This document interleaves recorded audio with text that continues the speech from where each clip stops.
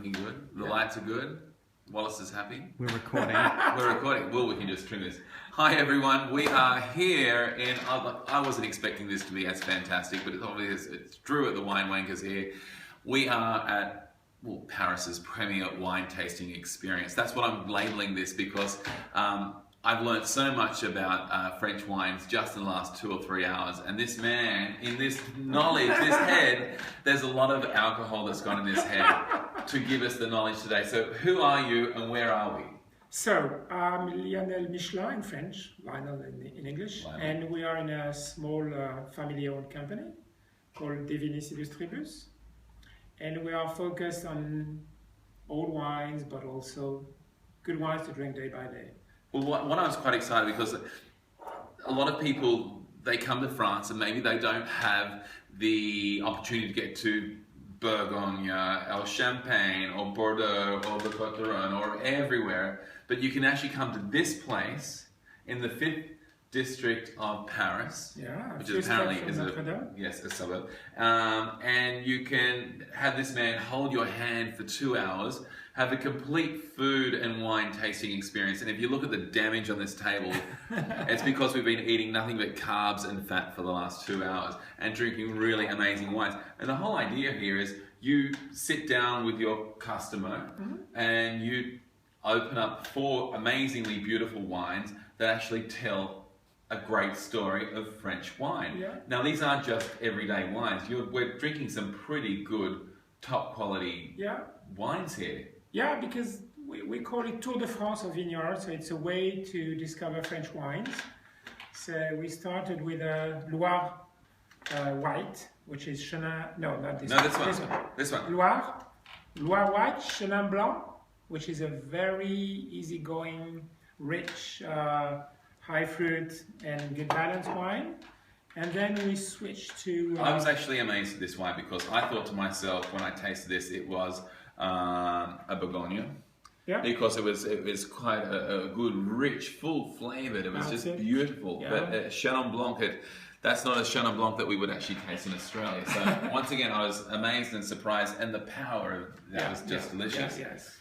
And what else do we have? Then you rip something out of the cellar, which I was not expecting. No. This is not part of the normal tasting. Don't be worried. But I was saying to Lionel that I was born in 1970 and how great it is. And literally behind my back, he went and got Saint-Emilion from 1970 for us to taste.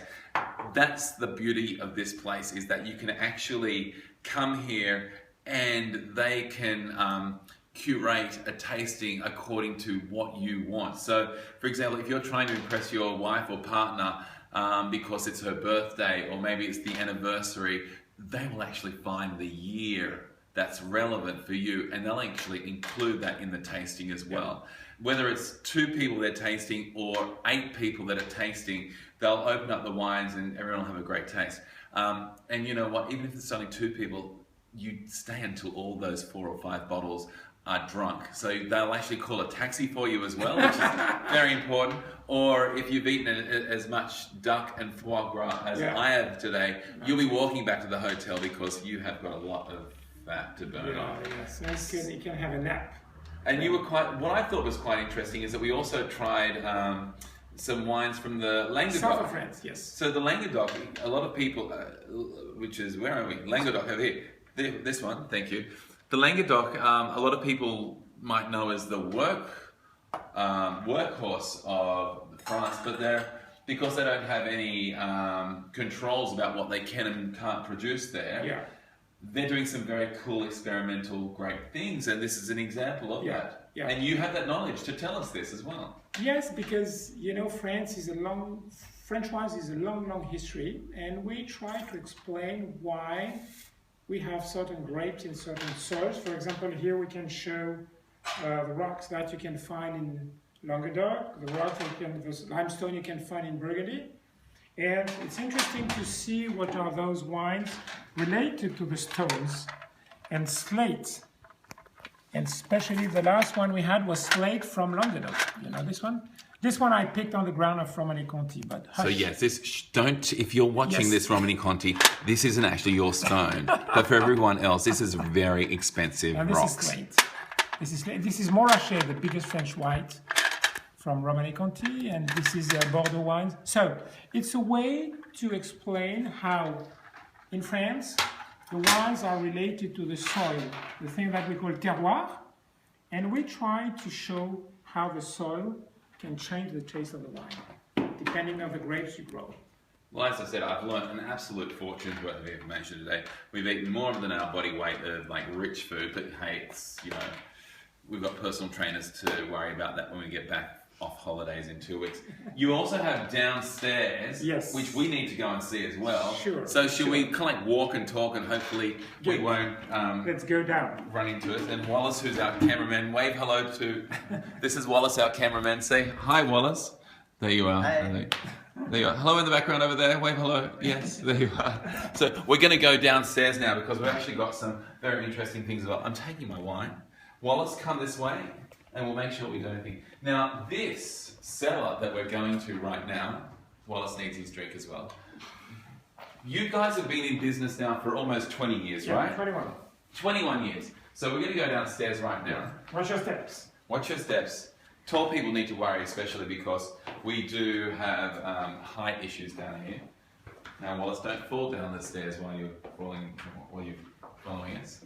Nope. So down here, this was actually created by the Romans, if I'm correct, is it? The second ground floor, yes. The second ground floor was created by the Romans. Now down here we have some of the world's most expensive wines, as well as some very, very old wines. Yeah. And we're going to see those right now. So come down. Now this is all completely air conditioned to make sure that it's always at the same temperature. Yeah. Yeah. We are trying to have the wines in good conditions. The wines are always in good conditions. And here we have that cellar, which is 1636. There will be no dead bodies down here, just lots of expensive old wines. So come down.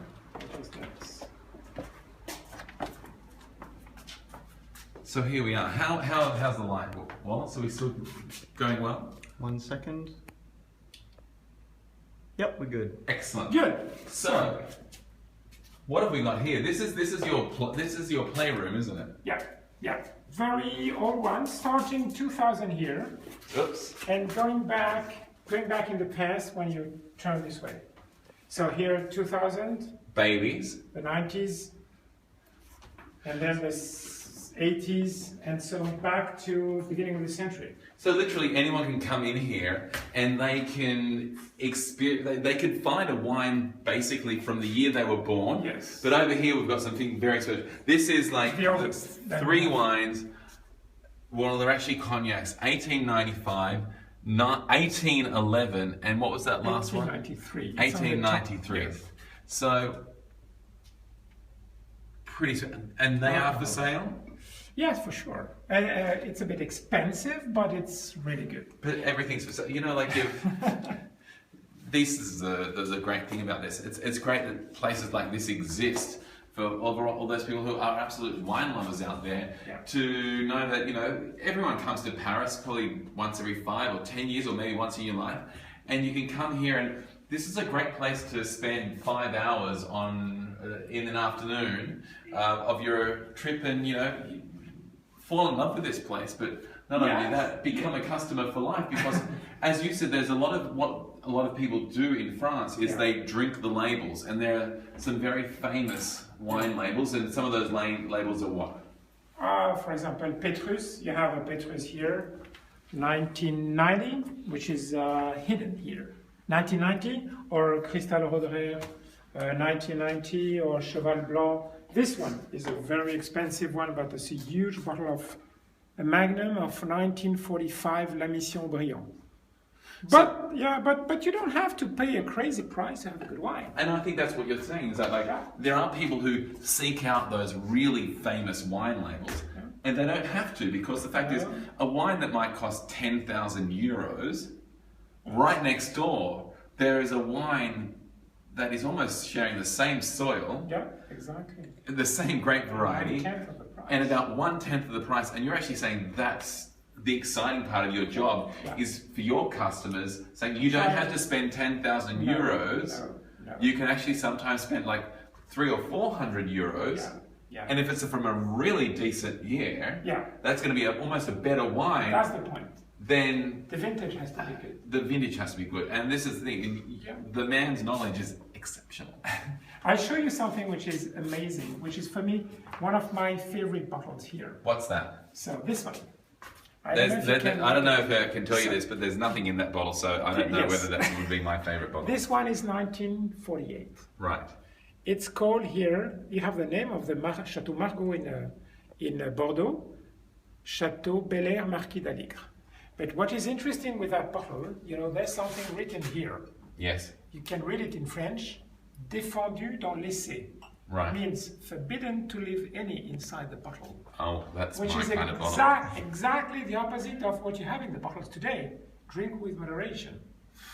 1848. You know, well, we all say drink in moderation, but does anyone do that on a Friday? They've had a really shit week. And it's Friday, and that wine cannot get into me quickly. Yeah, so is that one. This is my birth year. This is 1970, Saint-Emilion. And, you know, thank you very much for opening this for me. But, you know, people can come to you. And, like, for example, this wine here, even though it's a Saint-Emilion, so Merlot for everyone else there, it's actually quite affordable. This would not be ridiculously expensive. How much would you sell this wine? We would sell it for less than 100 euros a bottle. So 100 euros is actually around about $100 US as well. So, you know, that's a 44-year-old wine. Yeah. And it's for sale here for $100. And that I think is exceptional. So could you imagine bringing a partner here who is celebrating a birthday or anniversary and just surprising them with a bottle of wine that is so important to them? And what I have to remind you is we offer all wines because they are good, not because they are old. That makes a difference. And another thing that I thought was very impressive, that all your wines come guaranteed. If there's a trouble, you come back to us. Yeah, exactly. Come back and it's all looked after. But most of our customers come back because it's what you met that Australian guy a few months ago. He comes back to buy another 55. And I guess that's the important thing for you, is that you know where you're buying your wines from to get here, is that they're trusted people. Yes, and most of the bottles you can see around, I have the chance to taste them, so I can talk of it and know what is good, what is bad. That's why most of the people who sell wines will tell you, we are not inside the bottle, so there's a risk. I say, I know this is good, I know this is not. So if you want to spend 200 euros, you should take that one instead of that one. Fantastic. And that's why, you know... So even people who are on a budget, this could potentially be, you'll be their best friend. We are their best friends because now they trust us and they ask us to choose the one for them. Yeah, because you could actually say to you, like, hey, I've got 1,000 euros to spend or whatever it is. Make up a mixed dozen for me. And your customers love you so much that they would actually find you get a really interesting mixed dozen. Do you actually also explain every wine to them when you send it to them? Or when we ship the bottle, we have a sheet of paper. With each wine, we describe the grapes, the quality of the vintage, and how to drink them. We say Burgundy with veal, poultry, Bordeaux with a piece of beef or pork, and heavy wine from south of France with, let's say, lamb, duck. So you give cooking instructions almost as well. Yeah, that's fantastic. We have good food too. Thank you very much for inviting us. You're welcome. Come over here. There's one last thing I want you to see. Come over here. Yeah. This is... Now, they actually have like lots of tastings in here for up to about 20 or 30 people at a time. Down here, this is your sweet wine collection as well. Well, let's just get some of these. And like we're talking about some of the best sweet wines from Bordeaux from like the early 50s, and I'm probably sure that you could probably get wines even older than that if people wanted. Down there, the 20s. Oh, the 20s. The 20s at the very bottom. Yeah, that's it. That's exciting. Yeah.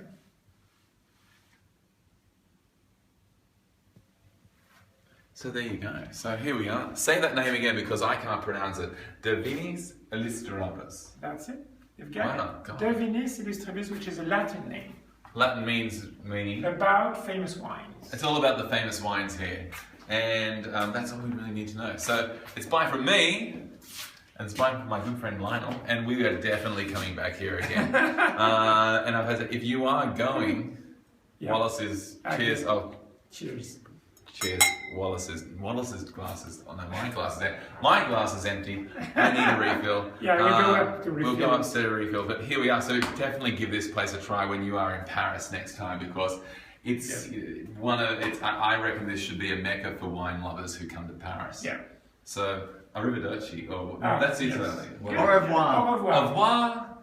Yes. Je m'appelle Drew. Is that right, Wallace? Oui. Oui. Ciao. Yes. Au revoir. Très bien. Yes. Très bien.